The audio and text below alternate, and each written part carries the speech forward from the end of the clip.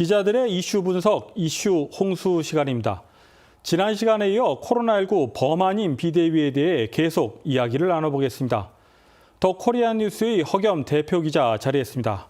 허 기자, 한인 비대위가 지난주 해단식을 가졌습니다. 네, 그렇습니다. 비대위가 지난 2일 금요일 해단식을 가졌는데요. 지난 4월 출범 후 5개월 정도의 공식 활동을 마무리하는 자리였습니다. 박수를 받고 떠나야 할 자리인데 박수들이 많이 나오진 않았던 것 같습니다. 저도 당일 취재차 해단식에 참석했습니다만 해단식이 매우 긴장된 분위기에서 진행됐습니다. 네, 그렇습니다. 우선은 비대위의 회계 처리가 불분명하다는 의혹들이 계속해서 제기되는 가운데 비대위 그리고 그 중에서도 민생을 담당하는 한인회가 그런 의혹들에 대해 반박할 영수증을 제시하지 못하며 개운치 않은 뒷맛을 남긴 채로 마무리됐기 때문입니다. 네, 해단식에 대해 쟁점이 된 부분 하나하나 짚어보도록 하겠습니다. 우선 회계보고에서 1,630달러가 쟁점이 되고 있습니다. 그 이유가 뭔가요? 네, 회계보고에서 1,630달러를 비대위 계좌에서 한인회로 리펀드, 즉 다시 돌려줬다는 부분인데요. 그 부분을 가지고 연방수사국, 즉 FBI 기준으로는 돈 세탁, 자금 세탁이라는 비대위 내부 관계자의 말을 인용한 엄청난 보도까지 나왔을 정도입니다. 자금 세탁, 또 머니 런더리, 또 매우 심각한 용어들인데요. 자금 세탁 발언에 대해서는 잠시 후 이야기를 나눠보도록 하겠습니다. 우선 쟁점이 되고 있는 1,630달러에 대해 얘기를 나눠보겠습니다. 그 쟁점이 되고 있는 이유가 뭔가요? 네, 비대위는 지난 4월 23일 공식 출범했는데요. 주요 3개 단체, 즉 한인회와 한인상공회에서 민주평통이 각각 5,000달러씩 내기로 했던 것입니다. 이 중에서 한인회가 1,630달러를 더 내게 되면서 총 16,630달러가 된 것이고요. 이것 때문에 1,630달러가 중요한 이슈가 되고 있습니다. 그런 내용이 비대위 해단식에서도 설명이 된 부분인데요. 당시 비대위 측 이혁 간사의 발언을 직접 들어보겠습니다. 그 당시에 그 15,000불이 은행에 들어가고 나서 이제 비대위 활동해야 되는데 5,000불밖에 입금이 안 되는 상황에서 1,630불을 같이 넣었어요. 그냥 하자고. 근데 그래서 그 당시에 우리 간사 세 분이 이거 1,630불은 뭐냐? 지금 얻어온 거다. 이렇게 해가지고 거기서 썼던 거고, 그때 저희가 다 있었고, 그래서 그거에 대한 어떤 그 오해가 지금 좀 있으셨던 것 같은데. 이혁 간사의 발언에 대해서 좀 부연 설명을 좀 해주세요. 네, 비대위 구성 세 단체에서 각각 5,000달러씩 내기로 했었는데요. 한인회 측이 5,000달러 플러스 1,630달러를 더 냈다는 뜻입니다. 그런데 왜 1,630달러에 대해서 문제를 제기하고 있는 겁니까? 그 부분을 이해하시려면 비대위 통장 개설 시기가 중요한데요. 비대위가 결성 당시에 만든 정관에 따르면 7조 1항에 4월 21일 오전 11시 이전에 모인 돈은 비대위와 상관없다는 조항이 있습니다. 즉, 그 단체가 가져도 된다는 것인데요. 또한 7조 3항에 따르면 비대위가 공동 모금 활동을 시작하는 시점은 4월 23일 오후 4시입니다. 둘 사이에는 이틀 48시간 더하기 5시간이니까요. 53시간의 차이가 있습니다. 이 53시간 사이에 들어온 기부금은 누가 가져다 써야 하는지 비대위 정관이 규정하고 있지 않는데요. 오전 11시를 시작 시점으로 했던 이유도 이날 아침 일찍 통장을 개설할 것으로 생각했기 때문이라고 합니다. 하지만 비대위 임원들 간의 약속 문제로 점심때쯤에 공동 계좌를 개설하게 됐는데요. 이 사이, 즉 4월 21일 오전 11시를 조금 넘겨서 점심 무렵에 몇몇 단체들이 돈을 한인회에 기부한 것입니다. 정리를 하면 이제 세 개 단체가 5,000달러씩 내기로 했는데 한인회가 1,630달러를 더 내서 그것을 돌려줬다. 그런 얘기네요. 네, 알고 보면 굉장히 간단한 문제인데요. 정관 규정에도 없다 보니 비대위 위원장 3인과 간사들이 협의해서 이건 한인회 쪽으로 들어온 것으로 봐야 된다며 돈을 돌려주기로 결정했고 비대위가 제1호 체크로 끄는 것이 1,630달러입니다. 다시 말해서 처음부터 돈 관계를 정리하고 시작한 것이죠. 한인회 또는 한인회장이 임의로 몰래 아무도 모르게 1,630달러를 빼돌린 게 아닌 것입니다. 하지만 이날 회의에 오지 않아 이런 사정을 몰랐던 비대위 관계자가 뒤늦게 지난달 말이죠. 9월 24일 회의에서 FBI 기준으로는 돈 세탁이다라고 무책임한 발언을 했고 이 때문에 그날 고성이 오갔다고 합니다. 그런데 그 자리에 있던 인터넷 신문 기자가 취재한다는 목적을 명확하게 사전에 밝히거나 참석한 비대위 모든 임원들의 동의를 얻지 않은 상태에서 오가는 내용들을 듣고 기사로 다룬 것이죠.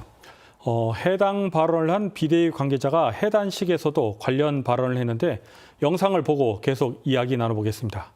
임원들끼리 이런 거는 FBI가 보면 돈세상이다. 법적으로. 실질적으로 아까 얘기했잖아요. 그 1680불인가 들어 왔다가 나가서 다시 그 집으로 들어가면은 FBI 관점에서 볼 때 돈세상이다 이렇게 얘기했습니다. 됐습니다? 당시 해단식에서 회계 보고를 한 이건태 간사도 관련 보도에 대해 의의를 제기했습니다. 그 영상을 보고 나머지 이야기를 나눠보도록 하겠습니다. 단체장, 세계 단체장에서 5,000불씩 하기로 했어요.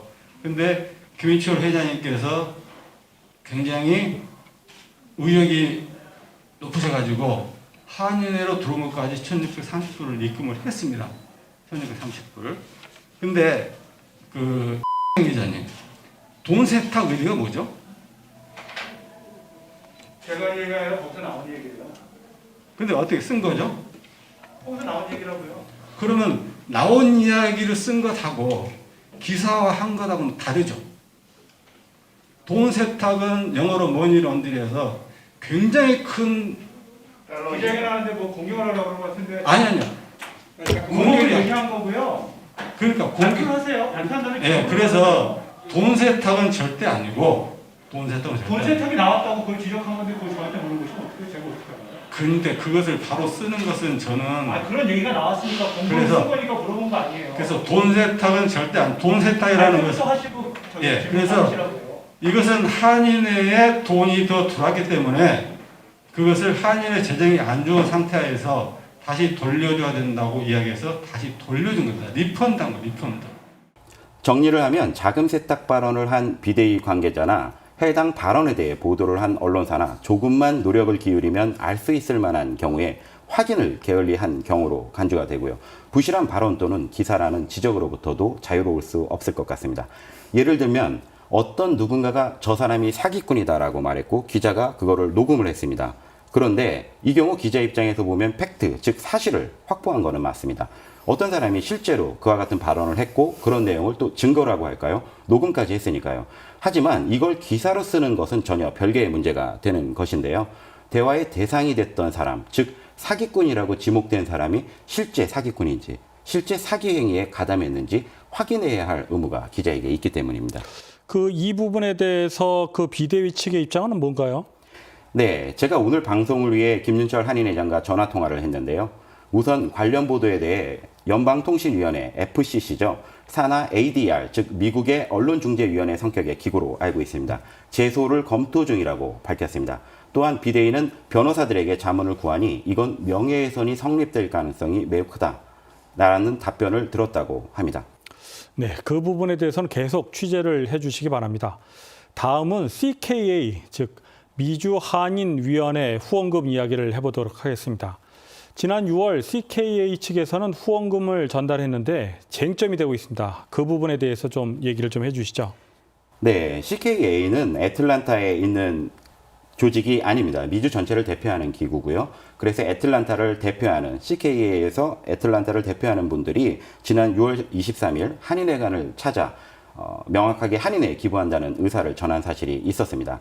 그런데 당시 후원금을 비대위에 전달하지 않았다며 이를 문제로 삼고 있는 것이죠.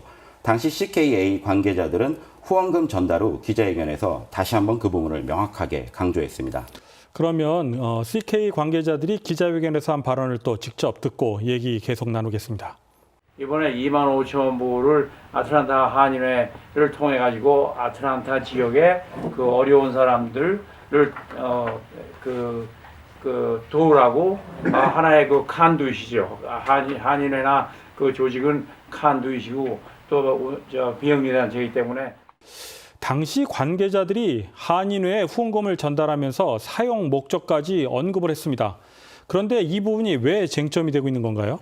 네, 간단히 이야기하면 코로나 관련 목적의 기부금은 비대위에서 관리해야 한다는 이유를 들고 있는데요. 즉 후원자들이 어떤 단체에 기부를 하더라도 결국은 코로나19 팬데믹으로 어려운 한인들을 돕는 데 사용하라고 기부한 것이니 비대위가 관리해야 한다는 것이 쟁점 부분입니다. 그런 부분에 대해서 비대위 정관은 어떻게 처리해야 된다 그렇게 돼 있나요? 네, 사실 비대위 정관에도 문제의 소지가 있어 논란의 빌미를 제공한 것은 사실인데요. 예를 들면 모든 공개 내역은 실시간으로 공개한다. 언론이 수시로 알 수 있게 한다는 부분이 있었는데요.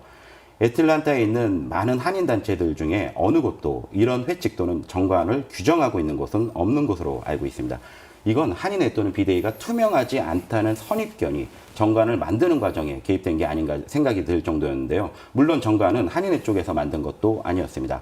김윤철 한인회장으로선 정관을 둘러싼 논란 속에서 한인회장 선거 소송을 겪으며 올해 1월부터 임기를 시작했기 때문에 비대위 정관 논란을 피하기 위해 해당 정관을 그대로 받아들인 것이 아닌가 추정해 보게 되는데요.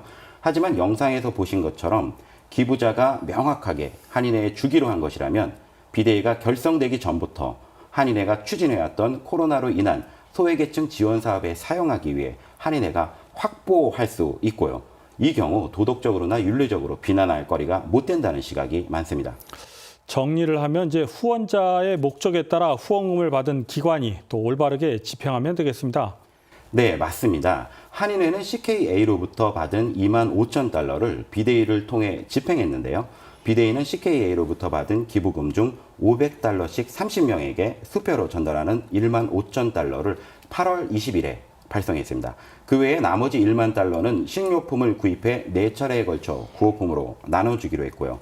이 1만 달러를 마지막으로 집행한 날이 9월 26일 토요일입니다.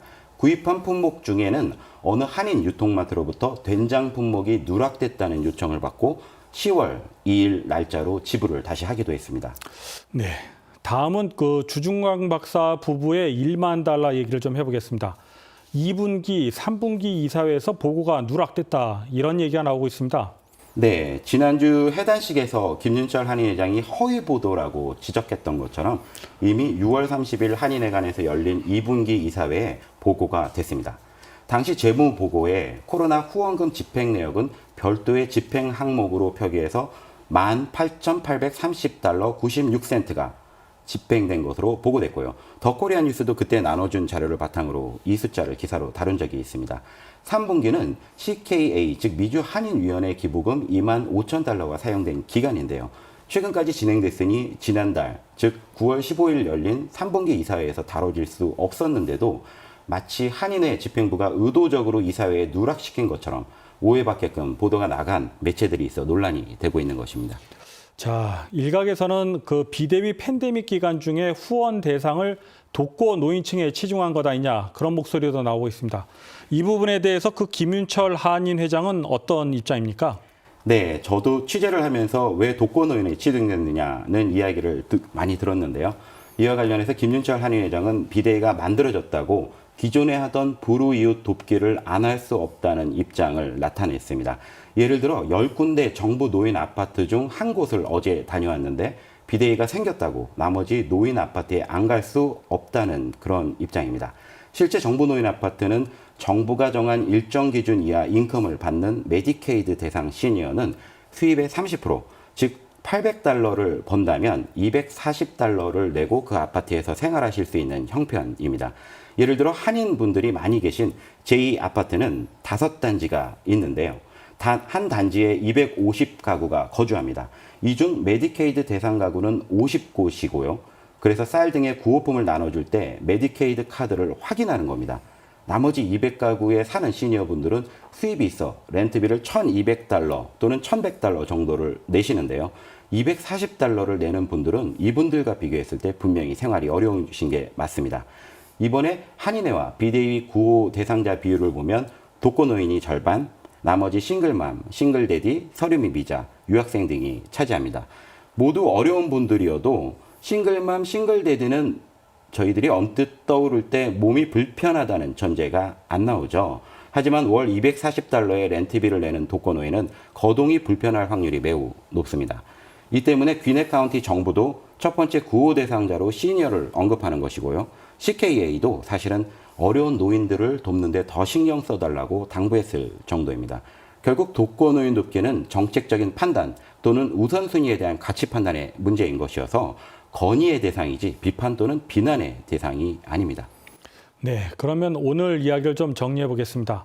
지난주 비대위가 해단식을 가지면서 활동을 마무리 지었습니다. 이제 앞으로 남은 과제가 어떤 것이 있을지 좀 얘기해 주시죠. 네, 오늘 내용을 보시면 회계의 문제라거나 법적 책임의 문제가 아니라 정책적인 판단, 가치 판단의 문제인 게 사실 진실에 가깝습니다. 이런 상황에서 조금이라도 도움을 드리겠다고 자신의 시간과 비용을 써가며 봉사하셨던 게 사실이고요. 그런 비대위가 지난주 해단식을 가졌는데 안타깝게도 많은 박수가 나오지 않았습니다. 이 자리를 빌려서 그동안 비대위 관계자분들 그리고 자신의 시간과 비용을 활용하면서까지 봉사하신 자원봉사자 모든 분들 애쓰셨다고 고생하셨다고 대신 말씀드리고 싶습니다. 코로나는 아직 끝나지 않았습니다. 코로나와 같은 사태가 다시는 생겨서는 안 되겠지만 이번 비대위 활동은 앞으로 만일에 있을지 모를 예측하지 못한 천재지변이나 위기 사태 때 또 한 번 한인 사회의 이웃을 돌아보는 방법이나 위기 대응 또는 위기 관리 시스템의 노하우를 축적하는 작은 발전의 계기가 될 것으로 개인적으로 생각합니다. 기자들의 이슈 분석, 이슈 홍수 두 번째 시간. 오늘은 여기까지 하겠습니다. 허 기자, 수고하셨습니다.